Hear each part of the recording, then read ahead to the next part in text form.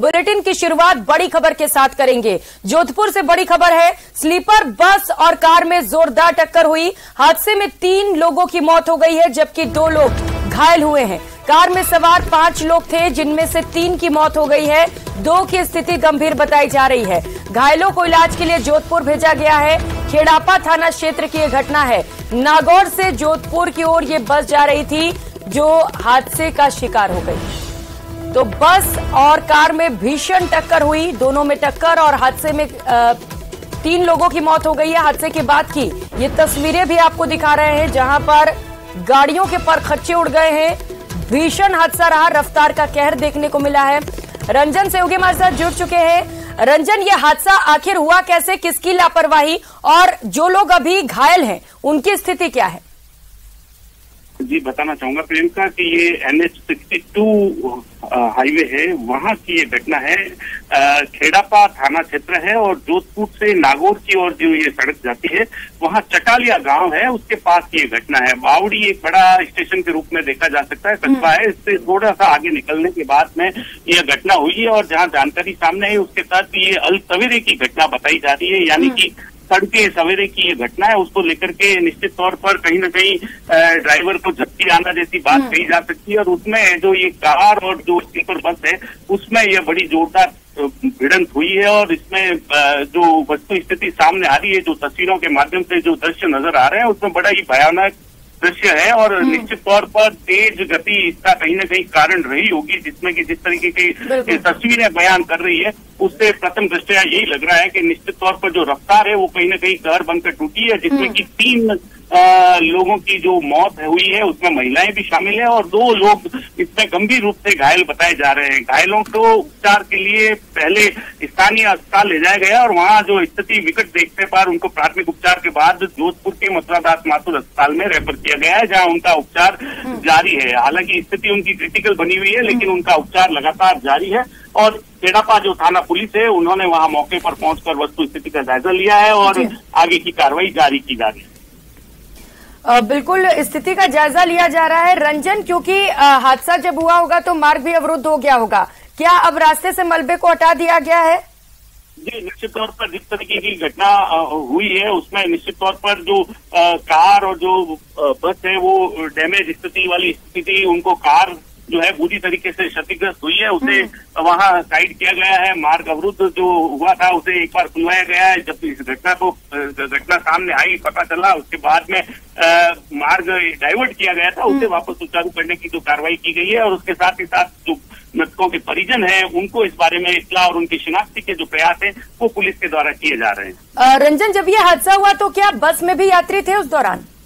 जी, निश्चित तौर पर सवेरे की घटना है और जो है बस जो नागौर से जोधपुर आने की बात प्रथम दृष्टया सामने आई है, उसके साथ ही साथ बस में सवारियां भी थी और ये घटना हुई है। उसके बाद में निश्चित तौर पर जो मंजर वहां रहा होगा, उसको देखते हुए निश्चित तौर पर अब जो प्रशासन मुस्तैद है, आगे की जो कार्रवाई है उसको अंजाम दिया जा रहा है। ठीक है रंजन, बहुत शुक्रिया तमाम जानकारियों के लिए।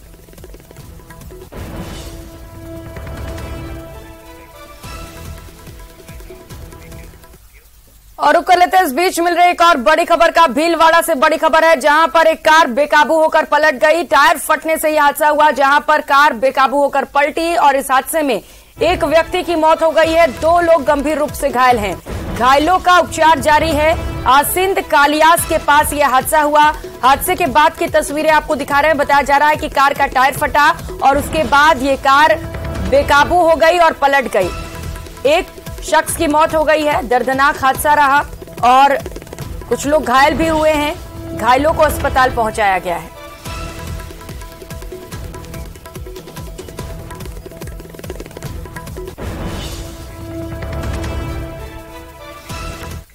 तो वहीं प्रतापगढ़ में घने कोहरे के कारण रतलाम मार्ग पर 2 ट्रेलर की टक्कर हो गई। हादसे में ट्रेलर का ड्राइवर और साथ ही साथ खलासी भी घायल हो गया, जिन्हें अस्पताल में भर्ती कराया गया है। सूचना पर कोतवाली थाना पुलिस मौके पर पहुंची। हादसे के कारण सड़क पर बड़े वाहनों का जाम बताया जा रहा है। तो हादसे के बाद कई वाहन घंटों तक इंतजार करते नजर आए। तस्वीरें भी आपको दिखा रहे हैं, जहां पर एक लंबा जाम भी लगा रहा। पुलिस ने हालांकि अब रास्ते को सुचारू करा दिया है। दरअसल पिछले 2 दिनों से लगातार भारी बारिश हो रही है, जिसके कारण इलाके में सुबह घना कोहरा छा गया, जिससे विजिबिलिटी काफी कम हो गई। वाहनों को हेडलाइट का सहारा लेना पड़ रहा है। तो 2 ट्रेलर की आपस में टक्कर हुई, तस्वीरें आपको दिखा रहे हैं। घना कोहरा छाया हुआ है, जिसके चलते हादसे आए दिन हो रहे हैं। ऐसे में न्यूज 18 भी आपसे अपील करता है कि गाड़ी को ज्यादा रफ्तार में ना चलाएं और हेडलाइट का प्रयोग भी करें। ये तस्वीरें आप देख पा रहे हैं, जहां पर 2 ट्रेलर की आपस में जोरदार टक्कर हुई और इस हादसे में 2 लोग घायल हो गए हैं। हालांकि घायलों को उपचार के लिए अस्पताल पहुंचा दिया गया है, लेकिन जब यह हादसा हुआ तो वहां पर एक लंबा जाम भी लग गया, क्योंकि बड़ी संख्या में यहां पर गाड़ियां आती जाती रहती हैं। ऐसे में कई घंटों तक गाड़ियों को इंतजार भी करना पड़ा। अब रास्ते को सुचारू करा दिया गया है। तो हादसे के बाद कई लोग वहां पर उतरकर इस हादसे को देखते हुए भी नजर आए, क्योंकि यहां पर 2 ट्रेलर में टक्कर हुई थी, 2 लोग घायल हुए थे। अब दोनों को अस्पताल पहुंचाया गया है। चंचल सहयोगी हमारे साथ जुड़ चुके हैं। चंचल, रफ्तार का कहर या यूं कह सकते हैं कि कोहरे की वजह से भी यह हादसा हुआ है, लेकिन आगे इस तरीके के हादसे ना उसे लेकर क्या तैयारियां प्रशासन की ओर से? जी बिल्कुल, आज सवेरे की घटना है, क्योंकि पिछले 2 दिनों से प्रतापगढ़ में बारिश का दौर जारी है और बारिश के चलते आज सवेरे से ही कोहरा छाया हुआ था और विजिबिलिटी काफी कम थी। लगभग 10 फीट की दूरी से ही वाहनों की नजर आने बंद हो गए थे। तो इसके चलते ये जो प्रतापगढ़ रतलाम मार्ग है, ये MP जाने का मुख्य मार्ग है और लगातार सुचारू रहता है। और इसी मार्ग पर ये दोनों ट्रेलर जो है आपस में टकरा गए। इसमें खलासी और चालक जो है वो घायल हो गए। सूचना पर पुलिस मौके पर पहुंची थी और दोनों को अस्पताल पहुंचाया। तो इस दौरान वहां पर, क्योंकि ये लगातार सुचारू रहने वाला मार्ग है, इसके चलते बड़े बड़े वाहन यहाँ से गुजरते हैं, तो काफी लंबा जाम लग गया और पुलिस ने मौके पर पहुंचकर वो जाम को खुलवाया और यातायात को सुचारू किया है। जी ठीक है चंचल, बहुत शुक्रिया तमाम जानकारियों के लिए। भीलवाड़ा से बड़ी खबर सामने आ रही है। बबराना ग्राम पंचायत में हुए चुनाव के बाद विवाद लगातार जारी है। जीते प्रत्याशी के समर्थकों और हारने वाले समर्थकों के बीच मारपीट भी हुई है। परिणाम घोषित होने के बाद ये विवाद हुआ। उपचुनाव में कुल 4 प्रत्याशियों के बीच मुकाबला हुआ था। देर रात बनेड़ा थाने समर्थक पहुंचे। अब पुलिस पूरे मामले की जांच कर रही है। बनेड़ा में 2 बार उपचुनाव हो चुके हैं और अब जब उपचुनाव हुए हैं, नतीजे सामने आए हैं, तो इसे लेकर जीतने वालों और हारने वालों में मारपीट भी हुई। हालांकि अब इसे लेकर पुलिस में शिकायत दर्ज करा ली गई है और पूरे मामले को लेकर पुलिस तफ्तीश में जुटी हुई है। तस्वीरें आपको दिखा रहे हैं, जहां पर जमकर हंगामा हुआ उपचुनाव को लेकर और जो जीते थे वो अलग गुट और जो हारे थे वो अलग गुट, दोनों गुटों में जमकर मारपीट हुई। तो बनेड़ा में 2 बार उपचुनाव हो चुके हैं और जैसे ही नतीजे सामने आए, जमकर मारपीट शुरू हो गई। सहयोगी राहुल कौशिक हमारे साथ जुड़ चुके हैं। राहुल हमारे साथ जुड़ेंगे तो ज्यादा जानकारी आप तक पहुंचाएंगे, लेकिन उससे पहले ये तस्वीरें जरा आप देखिए, जहां पर 2 पक्षों में जमकर विवाद हुआ है। उपचुनाव को लेकर ये पूरा मामला हुआ। पहले भी बनेड़ा में 2 बार उपचुनाव हो चुके हैं, लेकिन यहां पर आए दिन इस तरीके के विवाद सामने आते हैं जब 2 पक्ष आमने सामने हो जाते हैं।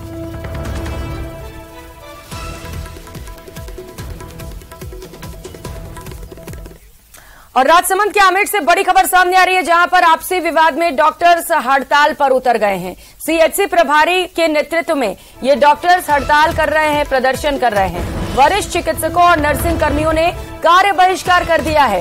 कुछ समय से दिव्यांग महिला डॉक्टर और अन्य डॉक्टर्स में लगातार विवाद चल रहा था। हड़ताल की सूचना पर RCHO मौके पर पहुंचे हैं। हड़ताल से मरीजों को भी खासी परेशानी हो रही है। तो आपसी विवाद, जिसके बाद डॉक्टर्स की ओर से हड़ताल किया जा रहा है और इसका जो खामियाजा है वो मरीज भुगत रहे हैं। मरीज यहां पर इलाज के लिए पहुंच रहे हैं, लेकिन डॉक्टर्स हड़ताल पर हैं, जिसके चलते इलाज नहीं मिल पा रहा है। मरीज खासा परेशान है, परिजन परेशान है, जो तीमारदार वहां पर पहुंच रहे हैं वो भी परेशान है। अब देखना है कि मामले का निस्तारण कब तक होता है, हड़ताल कब तक खत्म कर ली जाती है। तो वरिष्ठ चिकित्सकों और नर्सिंग कर्मियों का हड़ताल है, धरना प्रदर्शन किया जा रहा है। तो हड़ताल की सूचना पर आरसीएचओ मौके पर जरूर पहुंच चुके हैं और कोशिश की जा रही है कि समझाइश कर इस हड़ताल को खत्म किया जाए, क्योंकि मौसमी बीमारियां इन दिनों तेजी के साथ फैल रही हैं। साथ ही साथ बड़ी संख्या में मरीज अस्पताल भी पहुंच रहे हैं। सहयोगी अलकेश हमारे साथ जुड़ चुके हैं। अलकेश, आपसी विवाद के चलते डॉक्टर्स हड़ताल पर हैं, मरीजों की फजीहत बढ़ी हुई है, किस तरीके से समझाइश की जा रही है वहां पर? जी, मैं आपको बता दूं, लंबे समय से आमेर चिकित्सालय में कुछ डॉक्टर्स के बीच में आपसी विवाद चल रहा है। जिला प्रशासन चिकित्सा जो विभाग है और सीएमएचओ है, उनको इस पूरे विवाद की जानकारी है। उसके बावजूद भी अभी तक ना तो कोई ठोस कदम उठाया गया, ना ही कोई एक्शन लिया गया। ऐसे में आज जो चिकित्सा जो सीएससी है, सीएससी प्रभारी के नेतृत्व में डॉक्टर्स और जो नर्सिंग कर्मी है वो हड़ताल पर चले गए। फिलहाल की अगर बात की जाए तो आरसीएचओ डॉक्टर सुरेश मीणा है, वो इस हड़ताल की सूचना पर मौके पर पहुंचे। मरीजों की परेशानी को देखते हुए पीएससी पास में जो पीएससी है वहां के डॉक्टर और नर्सिंग स्टाफ को टेम्परेरी तौर पे एक बार सीएससी में लगाया है, जिससे कि कुछ मरीजों को प्राथमिक तौर पर इलाज किया जा सके और उनको राहत दी जा सके। लेकिन यहाँ सबसे बड़ा सवाल ये खड़ा होता है कि जब लंबे समय से डॉक्टर्स में आपसी विवाद चल रहा है, तो क्यों सीएमएचओ और चिकित्सा विभाग ने इस विवाद को सुलझाने के लिए पहल नहीं की? ना ही अगर विवाद को सुलझाने के लिए, अगर दो डॉक्टर्स के बीच में विवाद है तो विभाग चाहता तो दोनों डॉक्टर्स का तबादला करके भी इस विवाद को सुलझा सकता था। लेकिन पहले इस विवाद में जो आला अधिकारी है उन्होंने कोई दखल अंदाजी नहीं की। ऐसे में कहीं न कहीं ये विवाद बढ़ता गया और आज जो आवश्यक सेवाओं को छोड़कर जो प्रभारी के नेतृत्व में नर्सिंग कर्मी ने खुद हड़ताल पर बैठ गए। हाँ, ये भी क्योंकि ये राजस्थान सरकार ने आवश्यक सेवा अधिनियम लागू कर रखा है। ऐसे में कहीं न कहीं ये हड़ताल भी क्योंकि अपने स्वार्थ के लिए, हालांकि विवाद दोनों तरफ से चल रहा है, विभाग को सुलझाना है, लेकिन अपनी हठ धर्मिता को अपनाते हुए जो डॉक्टर हड़ताल पर चले गए उससे कहीं न कहीं मरीजों को परेशानी हो रही है। क्योंकि आमेट जो विधानसभा क्षेत्र है, उस आमेट जो उपखंड का सबसे बड़ा जो सीएससी हॉस्पिटल है, यहाँ पर रोजाना करीब 500 से 1000 मरीज अपने इलाज के लिए आते हैं और क्षेत्र का सबसे बड़ा हॉस्पिटल ये माना जाता है।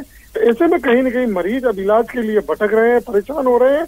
हालांकि अब विवाद सुलझाने के लिए आरसीएचओ मौके पर पहुंच गए हैं, तो दोनों ही पक्षों से बात करने की कोशिश कर रहे हैं। अब जरूरी भी है अलकेश की बात कर इस मामले का हल निकाला जाए, क्योंकि फजीहत परेशानी मरीजों की बढ़ती है ऐसे में, और सीएचसी प्रभारी खुद नेतृत्व कर रहे हैं। उन्हें समझना चाहिए कि डॉक्टर्स को पहले अपना धर्म निभाना चाहिए, बाद में निजी मामलों को लेकर जो भी करना है करें। बहुत शुक्रिया अलकेश आपका तमाम जानकारियों के लिए। और जयपुर से बड़ी खबर सामने आ रही है। नर्सिंग कर्मचारियों का आंदोलन लगातार जारी है। एसएमएस हॉस्पिटल में नर्सिंग कर्मचारियों का जोरदार प्रदर्शन देखने को मिल रहा है। अस्पताल में सद्बुद्धि यज्ञ भी किया गया। राज्य में नर्सेस द्वारा सभाओं में गायत्री सद्बुद्धि यज्ञ किया गया है। राजस्थान नर्सेस संयुक्त संघर्ष समिति के प्रांतीय आह्वान पर लगातार आंदोलन जारी है। एसएमएस हॉस्पिटल के साथ ही पूरे प्रदेश में छठे दिन नर्सिंग कर्मियों द्वारा सभाओं का आयोजन हुआ। 2 घंटे विरोध प्रदर्शन कर सरकार के खिलाफ नारेबाजी की गई। एसएमएस के मुख्य द्वार पर भी लगातार धरना जारी है। संघर्ष समिति के पदाधिकारी ने कहा है कि गांधीवादी तरीके से यदि सरकार ने हमारी मांगों को नहीं माना तो अब लड़ाई आर पार की शुरू होगी।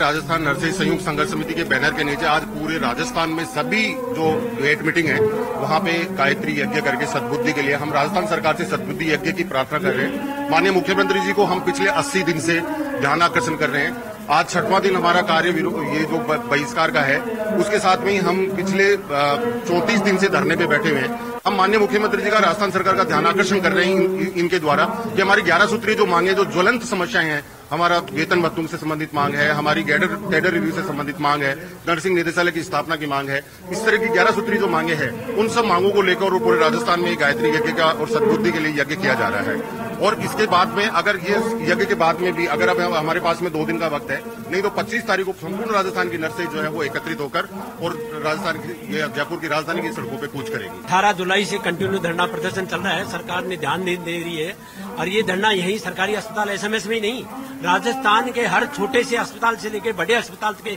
गेट पर जो धरना दिए जा रहे हैं, ध्यान आकर्षण प्रस्ताव लेके बाहर बैठे हैं। सरकार अभी तक कोई बिल्कुल ध्यान नहीं दे रही है, इसलिए आगे का कदम और हड़ताल का भी कदम हम उठा सकते हैं अगर हमारी सहानुभूतिपूर्ण वार्ता पे ध्यान नहीं दिया गया। 1 महीना हो गया, हम कार्य बहिष्कार नहीं करना चाहते, लेकिन परिस्थिति बस ये माहौल ही ऐसा हो रहा है कि हमारी कोई सुनाई नहीं हो रही है। ये सारी जिम्मेदारी सरकार की होगी, ये हमारी कोई जिम्मेदारी नहीं होगी। मरीज तकलीफ में है या पब्लिक तकलीफ में होती है। सरकार से यही मांग है कि हमारी जल्द से जल्द हमारी मांगे पूरी की जाए। यही हमारा सरकार से सर मांगे पूरी नहीं हो पा रही है। नहीं, हमें पूरा विश्वास है मुख्यमंत्री गहलोत साहब हमारी जरूर सुनेंगे और मांगे पूरी करेंगे। उनका हमेशा सक्रिय ही हो। मोटे तौर पर क्या मांग है सर? हमारी एक तो वेतन भी समिति है सेंटर के समान और हमारे काफी हमारी डीपीसी का नर्सिंग निदेशालय का है। ऐसे हमारी 11 सूत्री 11 मांगे। जैसलमेर से इस वक्त की बड़ी खबर सामने आ रही है। बीजेपी के जन आंदोलन से जुड़ी बड़ी खबर और बड़ा अपडेट आपको बता दें। आज मंत्री गजेंद्र सिंह शेखावत और मंत्री कैलाश चौधरी आंदोलन में शामिल होंगे। जिले की समस्याओं को लेकर घेराव किया जाएगा। जिला मुख्यालय पर जन आंदोलन किया जाएगा। तो मिशन 2023 को लेकर बीजेपी की ओर से तैयारियां तेज कर दी गई हैं। कैसे बीजेपी की सरकार में वापसी हो सके, इसे लेकर लगातार तैयारियां की जा रही हैं और इसी क्रम में जन आंदोलन भी किया जा रहा है। बीजेपी का जन आंदोलन होगा जिसमें मंत्री गजेंद्र सिंह शेखावत से लेकर कैलाश चौधरी भी शामिल होंगे। समस्याओं को लेकर घेराव किया जाएगा। राज्य सरकार की नाकामियों को जनता के सामने उजागर करने की कोशिश की जाएगी। कई मुद्दे बीजेपी की ओर से उठाए जा रहे हैं, फिर चाहे वो पेपर लीक का मामला हो, महिलाओं के साथ दुष्कर्म का हो, लॉ एंड ऑर्डर का हो, सुरक्षा को हो। ये तमाम वो बड़े मुद्दे हैं जो बीजेपी के पास है और इसके साथ साथ भ्रष्टाचार भी एक बड़ा मुद्दा है जिसे लेकर जिला मुख्यालय पर आज जन आंदोलन किया जाएगा।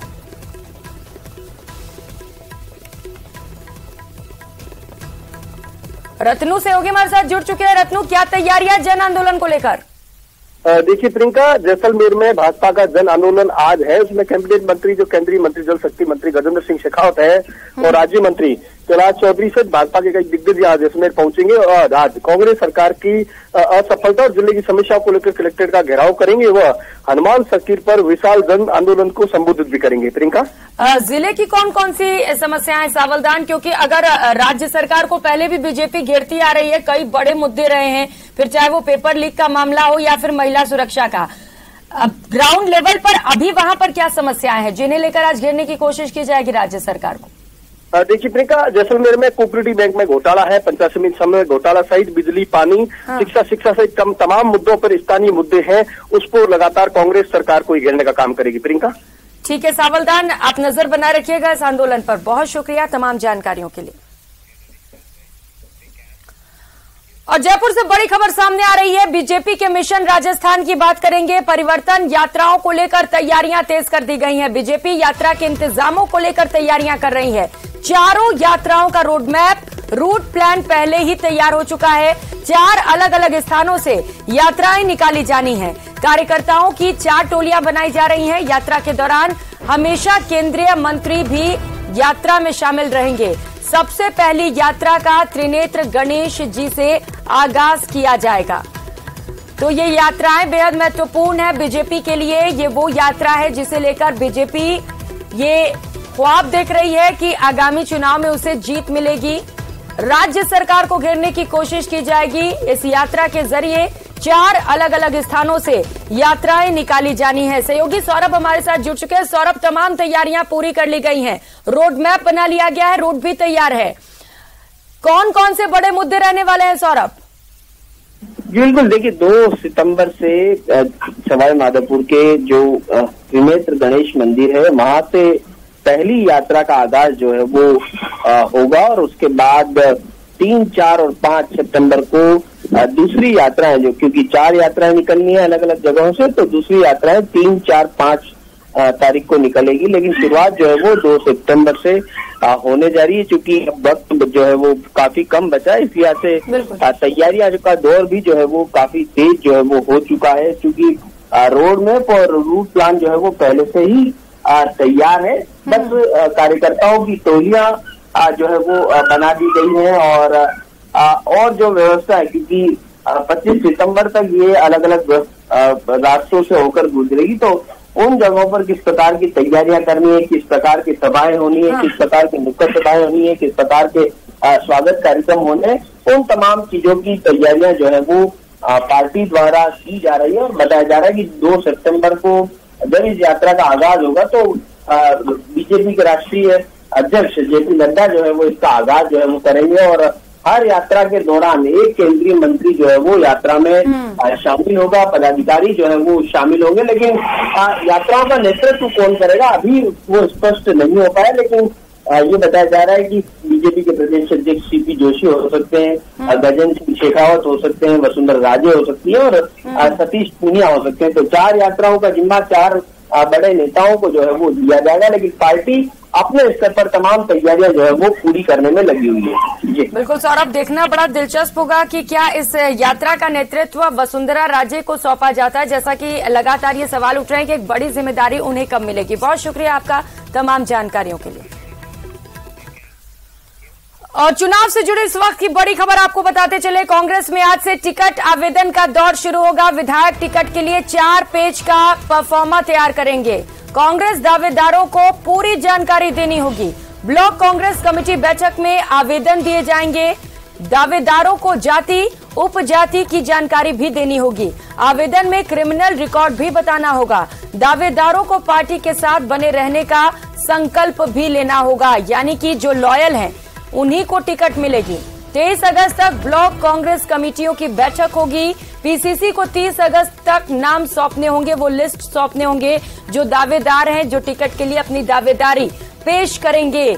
तो चुनाव में बेहद कम वक्त रह गया, ऐसे में तैयारियां दोनों ही पार्टियों की ओर से की जा रही है। कांग्रेस की ओर से भी टिकट दावेदारी को लेकर तैयारियां पूरी कर ली गई हैं। पीसीसी को 30 अगस्त तक नाम के वो लिस्ट सौंप दिए जाएंगे जो लोग अपनी दावेदारी पेश कर रहे हैं। लेकिन इसके लिए कुछ खास नियम कानून भी बनाए गए हैं और सबसे बड़ा जो नियम है वो ये है कि पार्टी के साथ बने रहने का संकल्प लेना होगा, यानी कि आप बागी नहीं हो सकते। अगर पार्टी आपको टिकट देता है तो बाद में अगर आप बागी होते हैं तो उस पर भी कार्रवाई की जाएगी।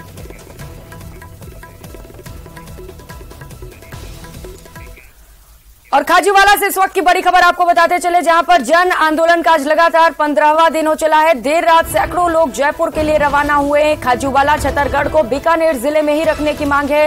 14 दिन बाद आज बाजार खोले जाएंगे। अनिश्चितकालीन धरना और भूख हड़ताल लगातार जारी है। 7 विधानसभा क्षेत्र में युवा बाइक रैली भी निकालेंगे। तो खाजूवाला और छतरगढ़ को यथावत बीकानेर में रखने की मांग की जा रही है। इसे लेकर पिछले 14 दिनों से लगातार प्रदर्शन जारी है। पिछले कई दिनों से बाजार भी बंद थे, लेकिन आज बाजार जरूर खोले जाएंगे। लेकिन धरना प्रदर्शन और भूख हड़ताल जारी रहने वाला है। देर रात सैकड़ों लोग जयपुर के लिए भी रवाना हुए हैं। पहले ही अल्टीमेटम दिया गया था कि अगर सरकार हमारी बातों को नहीं मानती है तो हम उग्र प्रदर्शन करेंगे।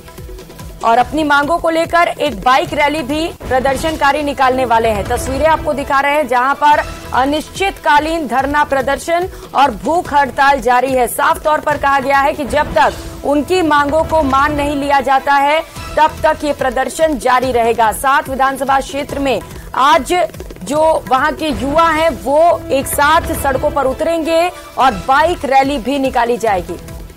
तो कई लोग अब जयपुर के लिए भी रवाना हुए हैं और राजधानी पहुंचकर अपनी मांगों को और जोर से सरकार के सामने रखेंगे। सहयोगी विक्रम हमारे साथ जुड़ चुके हैं। विक्रम, 15 दिन हो चुका है लेकिन अब तक कहीं से कोई रोशनी नहीं दिख रही है, कोई उम्मीद नहीं दिख रही है। अब कुछ लोग जयपुर पहुंचे हैं, क्या रणनीति आगे की? देखिए, आप सही कह रहे हैं कि 15 दिन बीत जाने के बाद भी सरकार की तरफ से इन आंदोलनकारियों से कोई तरह की बात नहीं हुई है और इसी का रोष है कि आज जो कल देर रात को जो है एक दल जयपुर के लिए रवाना हुआ है। आज वो सरकार से वार्ता करेंगे कि इस समस्या का जल्द से जल्द हल किया जाए और आज अगर ये हल नहीं होता है तो कल एक दल जो है वो दिल्ली के लिए रवाना होगा और जो राहुल गांधी हैं उनसे वो वार्ता करेगा ताकि जो लंबे समय से इनकी मांग चल रही है उसका कुछ निस्तारण किया जाए। और इसी के साथ साथ जो है आज से युवा जो है वो 7 विधानसभा क्षेत्र में, बीकानेर जिले के 7 विधानसभा क्षेत्र में बाइक रैली निकाल कर लोगों को जागृत करेंगे। और अपने बाइक रैली निकाली जा रही है। जयपुर कूच किया गया और अगर अब मांगे नहीं सुनी जाती हैं तो दिल्ली भी कूच किया जाएगा, यानी कि जयपुर से लेकर दिल्ली तक प्रदर्शन देखने को मिल सकता है। बहुत शुक्रिया आपका तमाम जानकारियों के लिए। और फिलहाल यहाँ वक्त चला छोड़, खबर एक बार फिर से विस्तार से देखेंगे। सीपीए का 9वां सम्मेलन और इससे जुड़ा बड़ा अपडेट आपको बता दें। सीपीए कार्य समिति की बैठक शुरू हो चुकी है। 11:15 पर सम्मेलन का विधिवत आगाज होगा। लोकसभा अध्यक्ष ओम बिरला इस सम्मेलन में शामिल होंगे। विधानसभा अध्यक्ष सीपी जोशी भी इस सम्मेलन में हिस्सा लेंगे। मुख्यमंत्री अशोक गहलोत भी शामिल होंगे। दोपहर 1 बजे तक ये ओपनिंग सेरेमनी चलेगी और दोपहर 2:30 बजे पहला सत्र शुरू किया जाएगा। जनप्रतिनिधियों के कौशल को अधिक प्रभावी बनाने पर मंथन किया जाएगा। डिजिटल सशक्तिकरण विषय पर भी मंथन किया जाएगा। तो सीपीए कार्य समिति की बैठक शुरू हो चुकी है। डिजिटल सशक्तिकरण पर खासा फोकस रहेगा। इसी विषय पर मंथन किया जाएगा। कई बड़े चेहरे इस बैठक में मौजूद रहेंगे। मुख्यमंत्री अशोक गहलोत से लेकर ओम बिरला भी इस बैठक में मौजूद रहेंगे। तो लोकसभा अध्यक्ष ओम बिरला इस बैठक में शामिल रहने वाले हैं और इसके साथ साथ विधानसभा अध्यक्ष सीपी जोशी भी इस बैठक में मौजूद रहेंगे। तो कई खास विषयों पर इस बैठक में चिंतन और मंथन किया जाएगा। कई खास और अहम फैसले भी लिए जा सकते हैं।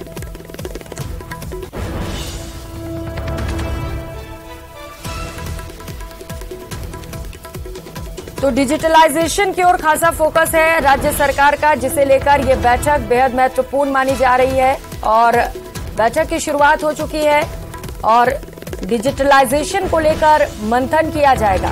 कैसे प्रदेश को और भी ज्यादा डिजिटलाइज्ड बनाया जाए, इसे लेकर खास मंथन होगा। तो खुद मुख्यमंत्री अशोक गहलोत भी इस बैठक में शामिल रहने वाले हैं, जहां पर डिजिटल सशक्तिकरण विषय पर मंथन किया जाएगा। सहयोगी कपिल हमारे साथ जुड़ चुके हैं। कपिल, बैठक शुरू हो चुकी है सीपीए की, क्या महत्वपूर्ण रहने वाला इस बैठक में?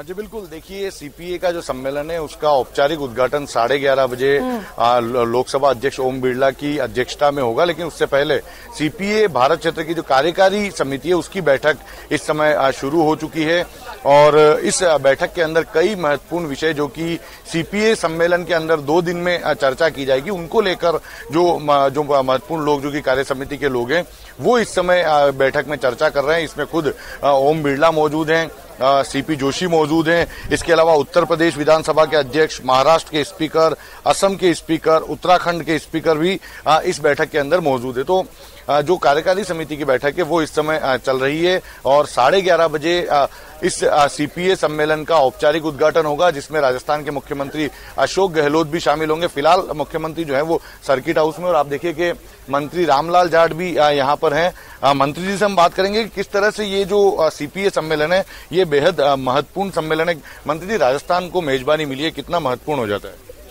देखो, डेमोक्रेसी में, लोकतंत्र में ऐसे सम्मेलनों से लोकतंत्र मजबूत होता है, निखार आता है। नई पीढ़ी जो राजनीति में चाहे वार्डपन से लेकर सांसद तक आती है तो इस देश का विकास और देश को विश्व गुरु बनाने के लिए आती, लेकिन जानकारी के अभाव में कई ऐसी चीजें हो जाती जिससे लोग भी नहीं समझ पाते हैं और जनप्रतिनिधि भी जनता को समझा नहीं पाते हैं। तो ऐसे सम्मेलनों से लोकतंत्र मजबूत होगा, ऐसी डिबेट होगी जिससे जो फैट निकल करके आएगी उससे हम जनता का ज्यादा काम करवा पाएंगे। पक्ष विपक्ष जो है वो एक बड़ा हथियार कांग्रेस पार्टी के उस जमाने के नेताओं ने दिया, जो उनकी ये सोच इस सम्मेलन से जुड़ी हुई थी, ये उन्हीं की चीजें सोची हुई है ताकि राजनीति में पक्ष विपक्ष रहते हुए सार्वजनिक हित के मुद्दों को एकजुटता से उठाएं और उसमें निखार लाने का काम करें। आजकल की राजनीति में जो गिरावट आ रही है, आपस में दुश्मनी पाकिस्तान हिंदुस्तान की तरह हो रही है, ये डेमोक्रेसी के लिए खतरा है। ऐसी चीजें आने से देश के टुकड़े हो सकते हैं। जो अंग्रेजियों ने ईस्ट इंडिया कंपनी लाकर ऐसी चीजों से ही उन्होंने देश पे कब्जा किया है। तो क्यों नहीं अखिल भारतीय कांग्रेस कमेटी का जब निर्माण हुआ 1895 में, तब उन्होंने इतना संघर्ष किया हमारे पूर्वजों ने, तब जाके हमें आजादी मिली। इस आजादी को सजो के रखने का काम ऐसे सम्मेलन से होगा।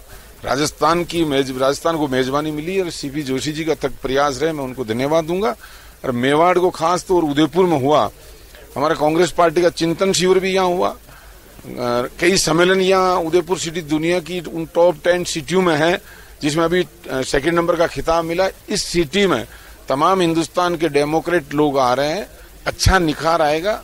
तो अच्छी राजनीति होगी, जनता और देश का अच्छा विकास होगा। और अशोक गहलोत जी का जो सपना है 2030 में राजस्थान अच्छा बने, राजस्थान एक नंबर पे रहो, हैप्पीनेस आए, जो आज हिंदुस्तान में केवल मणिपुर नहीं, मिजोरम की तरफ जो हैप्पीनेस महसूस करता है, जिससे पर्यटन बढ़ रहा है, लोगों की एज बढ़ रही है, लोगों में स्वस्थता आ रही है, ये चीज आए, अच्छे लोकतंत्र से आ सकती, और उसकी शुरुआत जो मुख्यमंत्री जी ने की उसमें एक अच्छा मील का पत्थर साबित होगा।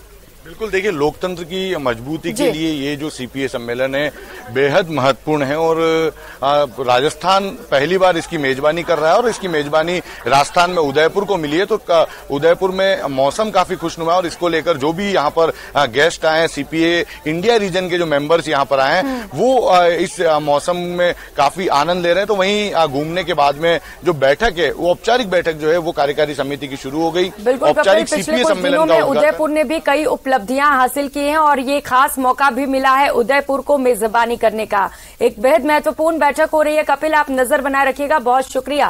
शुरू करेंगे एक और बड़ी खबर का। श्रीगंगानगर से बड़ी खबर है, जहां पर किसानों का हल्ला बोल देखने को मिल रहा है। गंग कैनाल में सिंचाई पानी की मांग को लेकर लगातार संघर्ष जारी है। किसान आज ट्रैक्टर रैली निकालेंगे। धान मंडी से कलेक्ट्रेट तक ये रैली निकाली जाएगी। ट्रैक्टर रैली के जरिए अपनी मांगों को मनवाने की कोशिश की जाएगी। कलेक्ट्रेट कार्यालय का घेराव भी किया जाएगा। जिला प्रशासन द्वारा की गई समझाइश जो वो बेनतीजा रही और इसी को लेकर किसान अब और भी ज्यादा आक्रोशित है, क्योंकि इससे पहले समझाइश की गई थी, कहा गया था कि मांगों को मान लिया जाएगा, लेकिन अब तक उन्हें पानी नहीं मिल सका है, जिसे लेकर किसानों का गुस्सा फूट पड़ा है। आज हल्ला बोल ट्रैक्टर रैली निकाली जाएगी और जमकर प्रदर्शन किया जाएगा। तो गंग कैनाल में सिंचाई पानी की मांग को लेकर लगातार ये किसान संघर्षरत है। तस्वीरें भी आपको दिखा रहे हैं, जहां पर बड़ी संख्या में किसान सड़कों पर निकले हुए हैं। सिंचाई के पानी की मांग की जा रही है। बड़ा सवाल यह है कि अगर पानी नहीं होगा तो अन्नदाता कैसे सिंचाई कर पाएंगे। हालांकि इसे लेकर आश्वासन जरूर मिला था, लेकिन कुछ काम हुआ नहीं उसके बाद। इसी को लेकर किसान और भी ज्यादा आक्रोशित हो गए हैं। सहयोगी अशोक हमारे साथ जुड़ चुके हैं। अशोक, आज तो ट्रैक्टर रैली निकाली जानी है, क्या रणनीति और क्या इस वक्त वहां पर तस्वीरें देख पा रहे हैं आप? देखिए, आज श्री गंगानगर की धान मंडी से जिला कलेक्ट्रेट कार्यालय तक किसानों के द्वारा सैकड़ों की संख्या में ट्रैक्टर रैली निकालने का जो प्रस्ताव किया गया है उस पर काम किया जा रहा है। कुछ ही देर पश्चात श्री गंगानगर की धान मंडी से सैकड़ों की संख्या में ट्रैक्टर जिला कलेक्ट्रेट कार्यालय की तरफ बढ़ेंगे और जिला कलेक्ट्रेट कार्यालय का घेराव करेंगे। हालांकि कल देर शाम श्री गंगानगर जिला प्रशासन और स्थानीय किसान संगठनों के नेताओं के बीच में समझाइश वार्ता हुई और प्रशासन ने किसानों से कलेक्ट्रेट घेराव का जो प्रस्तावित कार्यक्रम था उसको रद्द करने की अपील की, लेकिन किसान संगठनों के नेताओं ने इसको एक तरफे से खारिज कर दिया और कहा कि जब तक गंग कैनाल में सिंचाई पानी उपलब्ध नहीं हो जाएगा वे अपना संघर्ष जारी रखेंगे। और इसी कड़ी में आज जिला कलेक्ट्रेट कार्यालय का घेराव किया जाएगा और उससे पहले जिला मुख्यालय पर एक बड़ी विशाल ट्रैक्टर रैली निकाली जाएगी। 7 दिन से भी ज्यादा का वक्त हो चुका है जब गंग कैनाल में एक भी बूंद पानी प्रवाहित नहीं किया गया है। तो ऐसे में श्री गंगानगर जिले की लाखों हेक्टेयर भूमि में न केवल नरमा, गवार, किन्नू, कपास बल्कि अन्य फसलें भी खराब होने के कगार पर हैं और ऐसे में किसान काफी हतोत्साहित महसूस कर रहा है कि आखिरकार क्यों राजस्थान सरकार या केंद्र सरकार या यूं कहें कि पंजाब की आम आदमी पार्टी की सरकार की तरफ से राजस्थान के किसानों के हक का पानी रोका जा रहा है। जी बिल्कुल अशोक, किसानों को अगर पानी के लिए सड़कों पर उतरना पड़े, कामकाज छोड़कर प्रदर्शन करना पड़े तो इससे ज्यादा निंदनीय कुछ नहीं। आप बता रहे हैं कि 7 दिन हो चुके हैं जब इन्हें पानी का एक बूंद भी नहीं मिला है। ऐसे में सवाल ये है कि सिंचाई कैसे करेंगे, फसलें तो चौपट होंगी ही, जिम्मेदार कौन होगा? क्या आज कोई पहुंचा है वहां पर समझाइश के लिए अशोक? देखिए, करीब 4 से 5 दिन पहले मुख्यमंत्री अशोक गहलोत ने भी ट्वीट करके श्री गंगानगर के किसानों को आश्वस्त किया था कि पंजाब के मुख्यमंत्री भगवंत सिंह मान की बात हो चुकी है और जल्द ही गंग कैनाल में सिंचाई पानी प्रोवाइड कर दिया जाएगा। लेकिन उसके बावजूद भी अभी तक कोई कार्रवाई कहीं पे भी नहीं की गई है। हालांकि कल जिला प्रशासन ने किसान संगठन के नेताओं को आश्वस्त किया था कि जल्द ही गंग कैनाल में पानी प्रोवाइड कर दिया जाएगा, लेकिन किसानों का कहना है कि जब तक गंग कैनाल में उन्हें पानी नहीं मिल जाता तब तक वे अपना संघर्ष जारी रखेंगे। एक और साधुवाली में किसान संगठनों के द्वारा राजस्थान पंजाब हाईवे को जाम किया गया है, तो वहीं आज जिला मुख्यालय पर ट्रैक्टर रैली निकालकर कलेक्ट्रेट का घेराव किया जाएगा। साथ ही साथ चूंकि पंजाब के इस समय पंजाब में धान बुवाई का काम जोरों पर है और धान बुवाई की फसल के लिए पानी की बहुत ज्यादा आवश्यकता होती है। संभवतः यही वजह है कि पंजाब की आम आदमी पार्टी के द्वारा राजस्थान के किसानों के हक का पानी काटकर या उसे रोककर पंजाब के किसानों को उपलब्ध कराया जा रहा है, ताकि वहां के पंजाब के किसानों की जो धान बुआई का काम है आज ट्रैक्टर रैली निकाली जानी है। अशोक, आप नजर बनाए रखिएगा। बहुत शुक्रिया तमाम जानकारियों के लिए।